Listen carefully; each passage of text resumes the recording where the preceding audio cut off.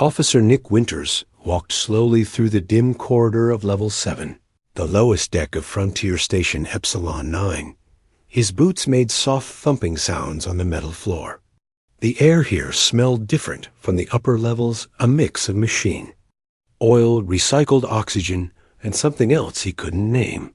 Most station workers avoided these maintenance areas. Nick didn't mind. The quiet let him think. 3 years had passed since humans met aliens for the first time. Nick still remembered watching the news as a teenager. The huge alien ships appearing near Jupiter. The fear that turned to wonder when they sent peaceful messages. Now humans worked with 27 different alien species on stations like this one at the edge of known space. Nick checked his tablet. He had 2 more sections to inspect before his shift ended. The station commander wanted extra security sweeps after reports of strange noises in the lower levels. Probably just loose pipes, Nick thought. The station was getting old. He turned a corner and entered the environmental control sector. Huge. Machines hummed all around him. They cleaned the air for the 10,000 people and aliens who lived on Epsilon 9. Nick walked between the tall units, his flashlight cutting through the darkness. A soft sound made him stop. He listened carefully. There it was again, a scraping noise, like something moving behind the far wall panel. Security systems, scan this section, Nick said to his wrist computer. The small screen showed nothing unusual. Strange. The motion. Sensors should detect anything larger than a rat. Nick drew his stunner, not his regular gun, just the non-lethal one. He moved slowly toward the sound. This is station security. Come out now, he called. The scraping stopped. Nick waited. Nothing happened. He reached the wall panel where the sound had come from. It was loose, pulled away from the wall a few inches. Nick moved it aside, carefully. In the small space behind the panel, something shrank back from his light. At first, Nick thought it was a pile of torn cloth. Then he saw it move. It was alive. Hello? Nick said softly, lowering his stunner. I won't hurt you. The creature pressed itself deeper into the corner. Nick could see it better now. It was about the size of a 10-year-old child, but definitely not human. Its skin, or was it scales, had a blue-green color that might once have been bright, but now looked dull and dirty. Large eyes reflected his flashlight, showing fear. Nick recognized the species from his training. A Kellion. They were peaceful aliens known for their beautiful cities and art. This one looked terrible thin, injured, and afraid. You're safe now, Nick said, though he wasn't sure the alien understood English. He touched the translator device on his collar, hoping it would work. Sometimes the older models failed with less common languages. The Kellion made a soft chirping sound. Nick's translator crackled and spoke in a flat computer voice. Please end quickly. No more pain. Nick felt sick. The alien was asking him to kill it. What had happened to make it think that's what humans did? No, Nick said quickly. I'm not going to hurt you. I'm here to help. He put his stunner away and slowly removed his helmet to show his face. Sometimes aliens found the security helmets frightening. The Kellion's eyes blinked rapidly. It made another series of sounds. Why help broken thing? Broken things are discarded, the translator said. Nick knelt down, still keeping some distance. Not by humans. We fix broken things. We help those who need it. The alien seemed confused by this idea. It tried to move but winced in pain. You're hurt, Nick said. I need to take you to our medical bay. Dr. Porter can help you. The Kellion shook its head. Captors find me. Always find me. Captors? Nick asked gently. Who had you? Pirates. The alien's body trembled. Bad ones. Take my family. Sell us. I escape. Hide in cargo ship. Hide here. Nick understood now. The Kellion was a refugee, maybe even a slave who had escaped. That explained why it was hiding and why the security scans hadn't found it. Some pirates used special tech to hide their merchandise from standard scans. "What's your name?" Nick asked. The alien made a musical sound that Nick's translator couldn't handle. "I'll call you Zix. Is that okay?" Nick suggested. "My name is Nick." The alien Zix nodded slightly. "Zix, this station is safe. The pirates can't get you here. We have laws against slavery. You'll be protected." Zix didn't seem convinced. Nick noticed burn marks on the alien's arms and what looked like healing cuts on its neck. Someone had treated this being very badly. "Please," Nick said, extending his hand slowly. "Come with me. Food, medicine, warm place to sleep. No cages, no pain." Zix stared at Nick's outstretched hand for a long time. Nick waited patiently. Trust couldn't be rushed, especially with someone who had been so badly hurt. Finally, Zix reached out a thin, three-fingered hand. It shook badly. "If Nick lies, Zix will die anyway." Not much difference. The sadness in those words made Nick's chest tight. "I promise, Zix, you're safe now." Very gently, Nick helped Zix out from the hiding place. The alien was lighter than he expected, probably from lack of food. Zix's legs wobbled, too weak to stand properly. Without asking, Nick carefully picked Zix up. The alien went stiff at first, then gradually relaxed. "Medical bays on level 3, Nick explained as he walked. "Dr. Porter is very kind. She's helped many aliens before." Zix said nothing but watched Nick's face closely, as if searching for signs of deception. In the elevator, Nick used his security clearance to make sure they wouldn't stop at any other floors. He didn't want to scare Zix with crowds. The alien still trembled in his arms, but not as badly as before. "Station has 27 different alien species living here," Nick said conversationally. "Working together, learning from each other. Humans like meeting new people from other worlds." Zix made a soft sound. "Kellions also curious. Before pirates came." "There are no other Kellions on the station right now," Nick said. "But we can contact your people if you want."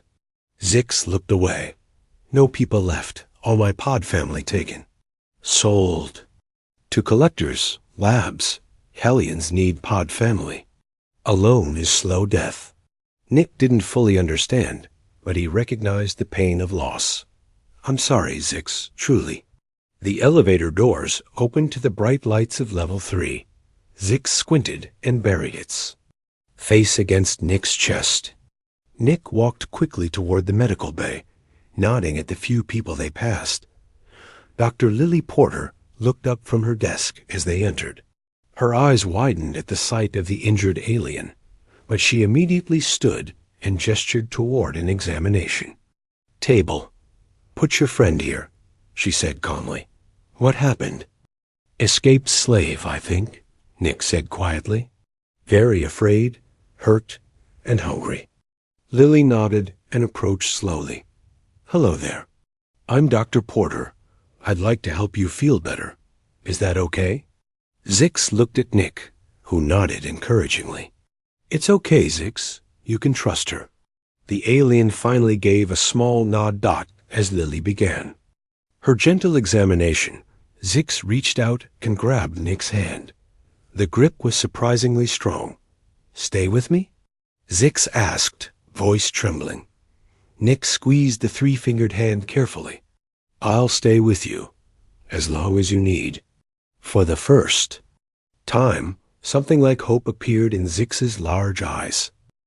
Dr. Lily Porter worked quickly but gently. She scanned Zix with medical devices, while Nick stood nearby. The small alien lay on the examination table, eyes darting nervously around the room. "You're severely undernourished," Lily said, looking at her screen. "And you have several infections from untreated wounds." She touched a dark patch on Zix's arm where the scales had fallen off. Does this hurt? Zix nodded slightly. I can fix this, Lily said with a warm smile. You're safe here. Zix looked at Nick as if to confirm this was true. Nick nodded and moved closer. Dr. Porter is the best doctor on the station, Nick said. She's helped many aliens before. Lily prepared some medicines while explaining everything she was doing. This will fight the infections. This one will help with the pain, and we need to get some nutrients into you. Zix watched her carefully, but didn't resist when she used the medical tools. The alien seemed too weak and tired to fight anyway. I need to report this, Nick said quietly to Lily. Someone hurt a sentient being. That's a serious crime in both human and galactic law. Lily nodded. Go ahead. I'll take good care of your friend. Nick squeezed Zix's hand gently. I'll be back soon. Dr. Porter will help you. Zix made a soft chirping sound that the translator didn't catch. The alien looked afraid to see Nick leave. I promise I'll return, Nick said. Rest now. Get stronger. Outside the medical bay, Nick called his commander on his wrist device. Commander. Sam Bennett appeared on the small screen, looking tired. Winters, you're supposed to be off duty by now. Found a situation, sir, Nick explained. A Kellian refugee hiding in the lower levels, badly hurt. Appears to be an escaped slave or trafficking victim. Sam's expression darkened. Kellian? There. Peaceful people. Who would ... double quotes. He shook his head. Where is the alien now? Medical bay with Dr. Porter. Sir, we need to alert galactic security. If pirates are trafficking sentient beings in this sector, I'll contact them immediately, Sam promised. We'll need a statement from the Kellian when they're able. Full investigation. Good work finding them, Winters. Thank you, sir. I'd like to stay with the Kellian for now. They're extremely frightened and seem to trust me. Sam nodded. Granted. Keep me updated on their condition.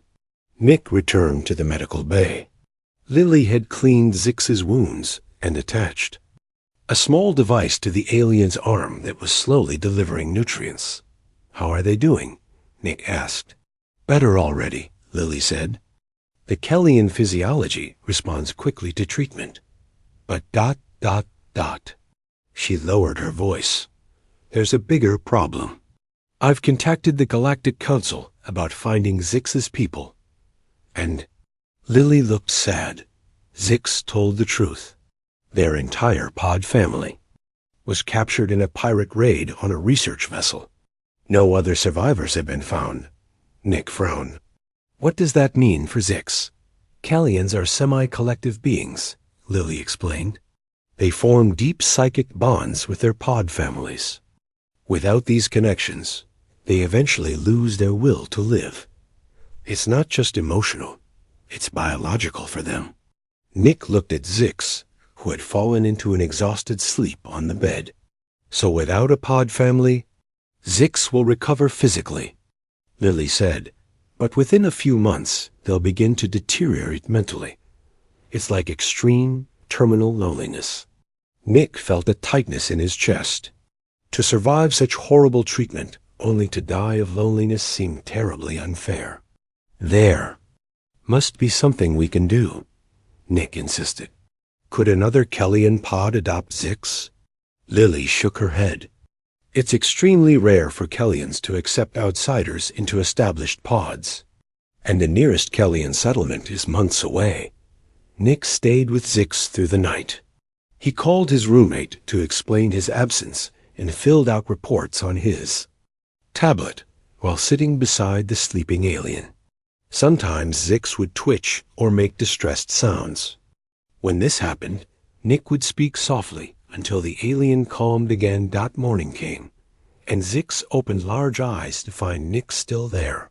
You stayed, Zix said through the translator. The alien's voice sounded stronger. I said I would, Nick replied with a smile. Zix looked around. This place ... not prison? Definitely not a prison, Nick assured them. It's a hospital. You can leave when you're well enough. Leave to where? Zix asked. No home, no family. Nick didn't have a good answer. He knew Lily was right about Kellions needing their pod families. Zix touched the nutrient device on their arm. Feel stronger, not hurt so much now. Dr. Porter is very good at her job. Nick said. Lily came in carrying a tray of food. Good morning. I've prepared some things that should be safe for Kellyan digestion. She set down bowls containing liquids and soft foods in various colors. Zix sniffed the food cautiously and began to eat with increasing eagerness. Mick and Lily exchanged happy glances. Eating was a good sign. After breakfast, Lily helped Zix to stand. The alien was wobbly, but could walk a little with support. The blue-green scales looked brighter today, and some of the fear had left Zix's eyes. You're healing nicely, Lily said. But you need rest and proper food for several more days.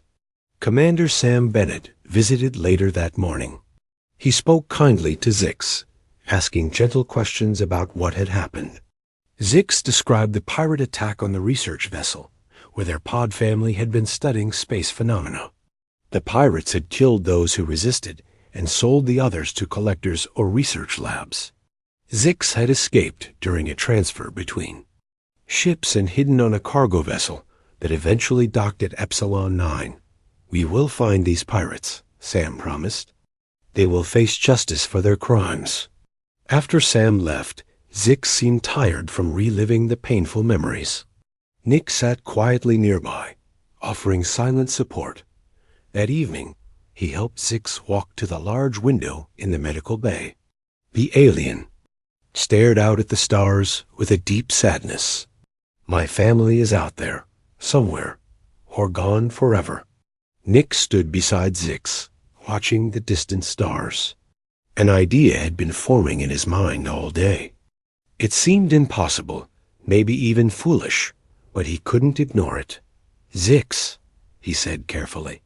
Dr. Porter told me about Kellions needing pod families. Zix nodded. Without pod, we fade. Mind breaks first, then body. What if? Nick hesitated, then continued. What if you stayed here, with me? Zix turned to look at him with confusion, not understand. Humans form bonds too, Nick explained. Different from Kellions, but real. We adopt people into our families. Sometimes even people from very different backgrounds. Zix blinked slowly. Humans adopt aliens? It's not common, Nick admitted. But it's not impossible. I have space in my quarters. You could stay there while you recover. After that ... We'll figure it out together. Why would you do this? Zix asked. Nick thought. For a moment.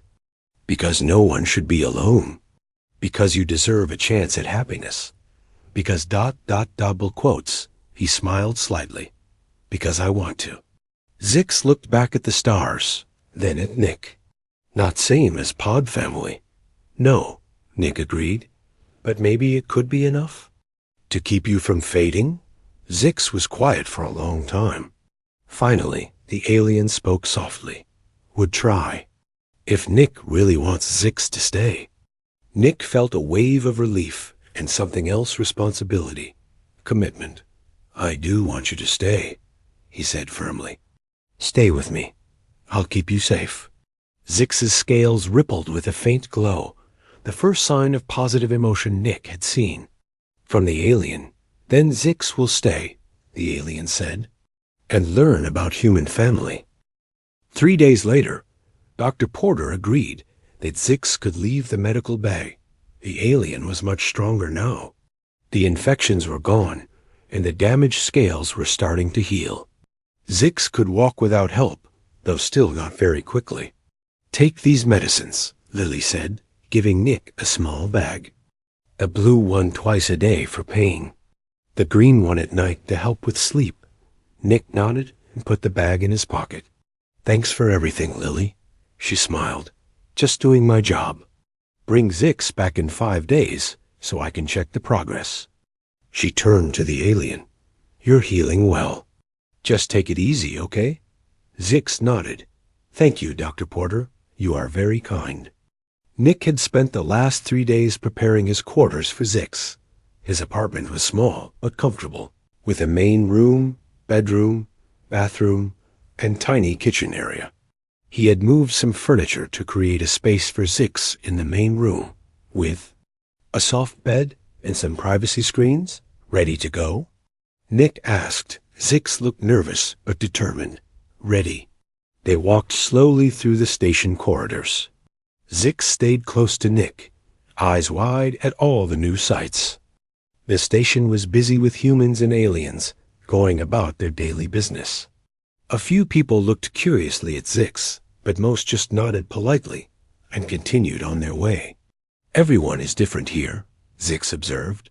"That's what I like about Epsilon 9. Nick said, "All kinds of people living and working together." They stopped at a small shop where Nick had ordered some items for Zix. The shopkeeper, an older woman named Ellen, smiled as they entered. "Officer Winters, I have your order ready." She brought out a package and handed it to Nick. Then she noticed.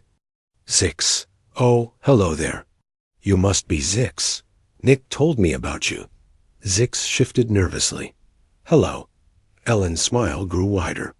"I added some extra blankets, the soft blue ones. I thought they might match your lovely scales." Zix blinked in surprise. "Thank you." As they left the shop, Zix seemed thoughtful. "She was nice to me." "Why?" Nick considered the question. "Humans generally try to be nice to each other. And to visitors.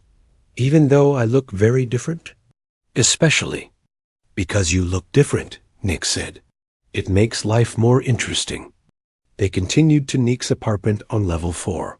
The door slid open as they approached, recognizing Nick's security chip. "Here we are," Nick said, leading Zix inside. "Home sweet home." Zix looked around with interest. The apartment was simple, but neat. Nick had added some colorful pillows to make it more welcoming. There were pictures on the walls showing Nick with friends and family. "This is your space," Nick explained, showing Zix the area he had prepared. "You can arrange it however you like." Zix touched the soft bed and privacy screens. "For me? All this?" "Of course," Nick said. "Everyone needs their own space. The bathroom is through there. Kitchen area is here. Feel free to use anything." Zix moved slowly around the apartment, examining everything with careful fingers. The alien paused at the window that looked out over the station's central hub. Ships of various sizes were docked below, and stars shone in the distance. "Very different from Kellyan homes," Zix said. "We live in crystal structures. Many rooms. Connected. Pod family always together." "Do you miss it very much?" Nick asked gently. Zix's scales dimmed slightly. "Yes, but that life is gone now." Nick opened the package from Ellen's shop. "I got some things for you. Clothes that might fit, some food that Lily said would be good for you, and this." He pulled out a small device. "What is it?" Zix asked. "A personal translator," Nick explained. "More accurate than the station translators. And it works both ways. It will help you understand us better and help us understand you." Zix took the device carefully. It was designed to be worn on the wrist or arm. The alien slipped it onto a slender arm and pressed the activation button. The device lit up with a soft blue glow. "Thank you," Zix said. The translator's voice sounded warmer and more natural than the station translators. "This is very helpful." They ate dinner together at Nick's small table. Zix tried some of the special food from the package and seemed to enjoy it. Nick noticed the alien was watching how he used the eating utensils and trying to copy him. "You don't have to eat like I do," Nick said. "You can eat however is comfortable for you." Zix nodded but continued to imitate Nick. "Want to learn human ways? If I stay here, should learn." After dinner, Nick showed Zix how to use the entertainment system. They watched a program about Earth's oceans. Zix was fascinated by the colorful fish and coral reefs. "Your planet has so much water," Zix said. "Kellyan homeworld is mostly dry land. Water is precious." "Earth has deserts too," Nick said, "and mountains and forests and all kinds of environments." As the evening went on, Nick noticed Zix getting tired. The alien's eyes were drooping, and the scales had lost some of their brightness. "Time for rest," Nick said. "Remember to take the green medicine." Zix took the medicine and settled onto the soft bed. Nick adjusted the room temperature to be a bit warmer, which Lily had said would be more comfortable for Kellyans. "Good night." "Zix," Nick said. "Call if you need anything." "Good night, Nick," Zix replied. "Thank you for ... everything." Nick went to his bedroom, but left the door partly opening in case Zix needed help during the night. He lay awake for a while, thinking about how quickly his life had changed. 4 days ago, he had been just a security officer doing his job. Now he was responsible for another being's life and happiness. It was a big responsibility, but Nick didn't regret his decision. Somehow, helping Zix felt right. In the middle of the night, Nick woke to the sound of soft crying. He got up quickly and went to the main room. Zix was sitting up in bed, scales glowing dimly in distress. "Zix, what's wrong?" Nick asked, keeping his voice gentle. "Bad dreams," Zix said. "Sea pirates. Sea pod family being taken away.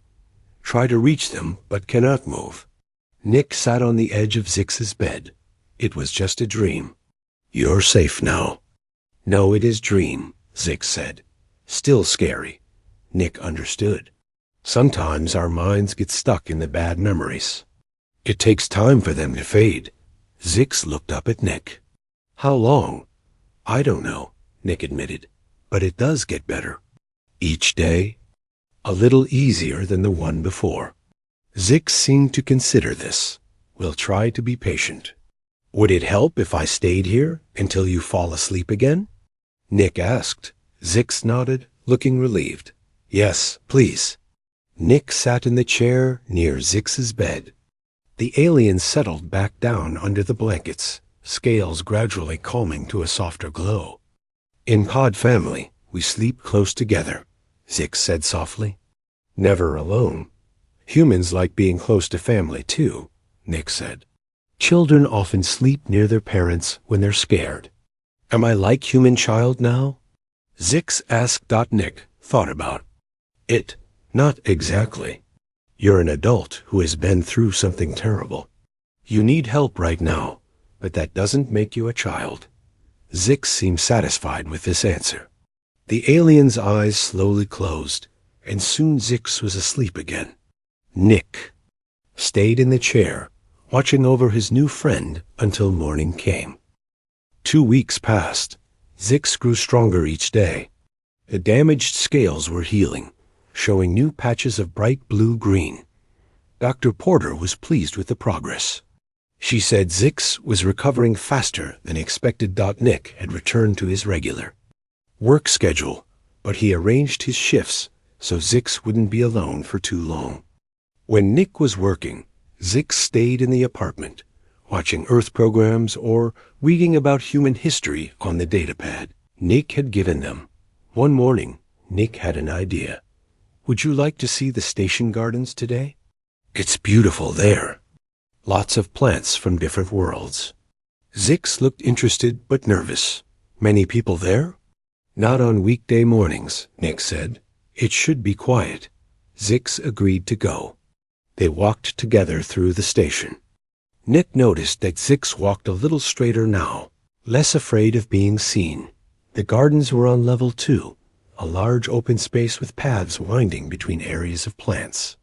Light panels in the ceiling imitated sunlight. The air smelled fresh and green. Zix's eyes widened at the sight. So many plants, all different colors. They walked slowly along the paths. Nick pointed out plants from earth roses, oak saplings, bamboo. There were also sections with plants from other worlds. "Look," Nick said, pointing to a cluster of crystal-like growths that shimmered with inner light. "These are from the Andorian system." Zix touched one gently. "Beautiful. Reminds me of crystal gardens on Kellyan home world." As they continued walking, a station botanist named Greg came over to them. He was a friendly man with gray hair and dirt-stained hands. "Morning, Nick," Greg said. Then he smiled at Zix. "Hello there. I don't think we've met. I'm Greg, head gardener." "This is Zix," Nick explained. "They're staying with me for a while." Greg nodded. "Welcome to our garden, Zix. We have some Kellyan crystal mosses in Section 7. Would you like to see them?" Zix's scales brightened with excitement. "Yes, please." Greg led them to a special area with controlled temperature and humidity.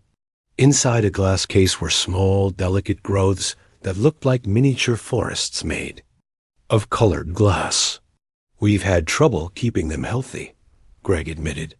"They need special care that we don't fully understand." Zix looked at the plants carefully. "They need song vibrations. Kellyans sing to crystal plants. Makes them grow stronger." Greg looked surprised. "Song vibrations? I never read that in any of the care guides." "Not in guides," Zix explained.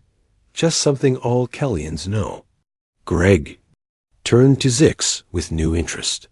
"Would you be willing to teach me more about Kellyan plants? We have several species here that aren't thriving." Zix looked at Nick, who nodded encouragingly. "Yes," Zix said. "Happy to help." Greg smiled widely. "Wonderful. Could you come to the gardens a few hours each week? I can work around your schedule." On the way back to the apartment, Zix seemed more animated than Nick had ever seen. "Greg wants my help," Zix said, scales shimmering with excitement. "I can be useful here." Nick smiled. "Of course you're useful. Everyone has something to contribute." "On pirate ship was just property," Zix said quietly. "Not person, just thing to sell." Nick felt anger at what Zix had suffered, but he kept his voice calm. That was wrong. You were always a person, even when they didn't treat you like one. Back at the apartment, Zix seemed thoughtful. "Could I work in gardens regularly? Help Greg with Kellyan plants?" "If you want to," Nick said. "I think it's a great idea." Over the next few days, Zix began spending mornings in the gardens. Greg gave Zix a simple uniform like the other botanists wore. Nick would walk Zix to the gardens before his shift and pick them up afterward. The work seemed to help Zix. The alien stood taller, spoke more confidently, and the scales glowed brighter. Nick noticed that Zix had fewer nightmares too. One evening, a message came from Commander Bennett. He wanted to see Nick the next morning. Alone, Nick went to the commander's office feeling worried. Sam looked serious when Nick entered. "Sit down." "Winters," Sam said. "We've received word from Galactic Security. They found the pirate ship that attacked the Kellyan research vessel." Nick leaned forward. "Did they capture the pirates?" Sam nodded. "Most of them. There was a fight. Some died. Some escaped. But they got the leader of Rexian, named Drav Korvik." "What about the other Kellyans?" Nick asked hopefully. "Zix's pod family?" Sam's expression grew grim. "I'm sorry, Nick." They confirmed what Zix told us. "No survivors. Most were sold to private collectors or labs. By the time authorities tracked them down." He didn't finish. The sentence. Nick felt a heaviness in his chest. He had hoped for better news to give Zix. "There's more," Sam continued. "The Vrexian government is protesting the arrests. They claim Korvik has diplomatic immunity under some old treaty. There will be a hearing here on the station next week. Galactic Security wants Zix to testify." Nick shook his head firmly. "No, Zix has been through enough. Seeing those pirates again would be traumatic." "I understand your concern," Sam said. "But without Zix's testimony, Korvik might go free. We need a victim to confirm what happened. Nick stood up, frustrated. Find another victim. There must be others who survived. None that we found, Sam said. Listen, I don't like this either, but it's important. These pirates have hurt countless beings. We need to stop them permanently. Nick paced the small office. What if seeing Korvik triggers a setback for Zix? They're just starting to heal. The choice belongs to Zix, Sam said. We can't force them to testify, but we should at least ask. Nick knew Sam was right, but he hated the idea of Zix facing the pirate leader again. I'll talk to them, Nick said finally. But if Zix says no, that's the end of it. Fair enough, Sam agreed. The hearing is in 6 days. Let me know what Zix decides. Nick left the office with a heavy heart. How could he ask Zix to relive their worst memories? But how could they let Korvik escape justice? In the gardens, Zix was carefully singing to the crystal mosses. The plants seemed to shimmer in response to the musical sounds. Greg watched nearby, taking notes with an amazed expression. Seeing Zix looking so happy and peaceful made Nick's decision harder. Should he tell Zix about the pirates being captured? About the hearing? About their pod family being gone forever? Zix looked up and saw Nick. The alien scales brightened even more. Nick, come see. The crystal mosses are growing. My singing helps them. Nick forced a smile and walked over. That's wonderful, Zix. But something in his expression must have shown his worry, because Zix's scales dimmed slightly. Something wrong? Zix asked. Nick took a deep breath. We need to talk, Zix. I have news. Some good, some ... not so good. Zix's large eyes watched him carefully. Tell me. Nick and Zix sat on a bench in a quiet corner of the gardens. Nick carefully explained everything Commander Bennett had told him. He watched Zix's scales dim as he shared the sad news about the pod family. So all are gone, Zix said softly. I knew in my heart, but hoped some might live. Nick put his hand gently on Zix's shoulder. I'm sorry, Zix. I wish I had better news. Zix was quiet for a long time, looking at the plants around them. Finally, the alien spoke again. And the pirates? They caught them? Yes, Nick said. The leader, Korvik, is in custody. But there's a problem. He claims he can't be punished. Because of some diplomatic protection. He would go free. After what he did? Zix's voice shook with emotion. Not if we can help it, Nick said firmly. But they need someone to testify about what happened. Someone who saw Korvik during the attack. Or after. Zix's scales flattened against their body, a sign of distress. They want me to see him again? To be in same room? Only if you choose to, Nick assured them. No one will force you. You've been through enough already. When is hearing? Zix asked. 6 days from now, Nick said. It will be held here on the station. Zix stood up and walked a few steps away, looking out at the garden. Need to think about this. Take all the time you need, Nick said. Whatever you decide, I'll support you. That night, Zix was quiet during dinner. The alien picked at their food, lost in thought. Nick didn't push for conversation. He understood Zix needed time to process everything. Before bed, Zix finally spoke. If Korvik goes free, will he hurt other people? Other families? Nick nodded. Sadly, probably. People like that rarely change. Then I must speak at hearing, Zix said, scales rippling with determination. Must tell what happened. Are you sure? Nick asked. It won't be easy. Not easy, Zix agreed, but necessary. For my pod family. For others who might be hurt. Nick felt proud of Zix's courage. I'll be with you the whole time. The next few days passed quickly. Nick helped Zix prepare for the hearing, explaining the process and what to expect. Dr. Porter prescribed a mild calming medicine for Zix to take if needed. The morning of the hearing arrived. Nick and Zix walked to the station's main conference room, where the proceedings would take place.